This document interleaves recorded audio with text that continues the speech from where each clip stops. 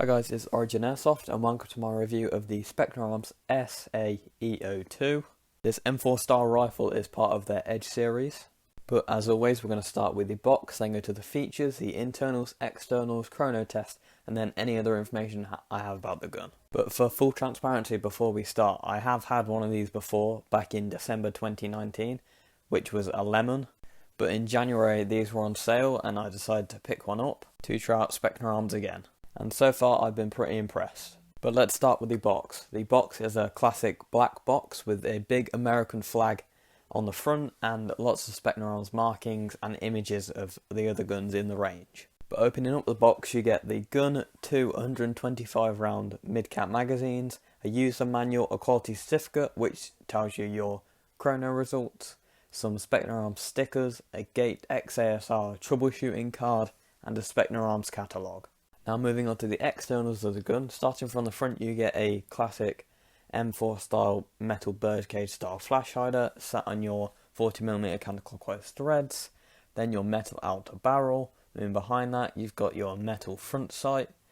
Moving slightly behind that you get your classic commando style M4 polymer handguards. Now moving on to the receivers, the upper and lower receiver are made out of aluminium and do have Rock River Arms trademarks. This model does come with a classic carry handle sight. It is removable and there is a Picatinny rail underneath. Built onto the receiver you do have a one side only selector, a curved trigger, a standard trigger guard, an ambidextrous charging handle, a metal ejection port, and a one-sided only magazine release. You also have a QD motor grip and slightly behind that your metal buffer tube with your standard polymer crane stock.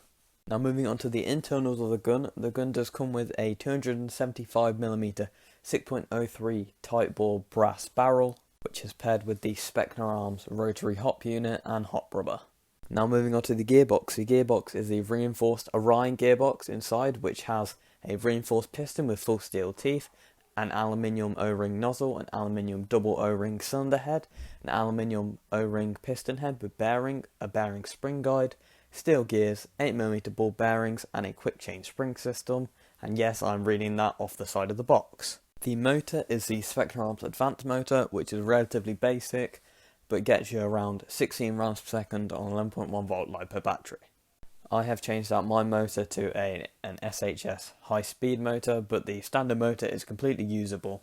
I also changed out the barrel to a Madball 285mm barrel that I had, just because it was sitting around. Now moving to the trigger unit, it is a standard trigger contact based trigger unit, but the Edge series does come with the Gate XASR MOSFET. This MOSFET protects trigger contacts, provides debouncing, acts as a fuse, has a self-test feature and protects the motor against reverse polarity. It also makes the trigger very snappy.